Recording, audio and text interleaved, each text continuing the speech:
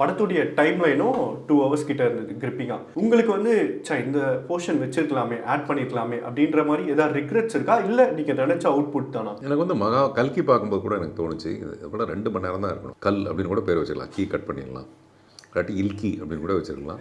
அவ்வளோ பெரிய படத்தை பார்க்குற பொறுமை நமக்கு இப்போ இல்லை. வேற அந்த படத்தில் வெரைட்டி ஆஃப் இத்தனை ஸ்டார்ஸ் அவங்க வர வர நம்ம வந்து அடுத்தடுத்து இன்ட்ரெஸ்டிங்காக போகுது அப்படின்ற மாதிரி இருந்ததை தவிர, என் படத்தில் அப்படி ஒன்று இல்லாதனால இந்த 2 மணி நேரம் 7 நிமிஷம் 8 செகண்டு தான் மேக்ஸ், அதுக்கு மேலே இல்லை.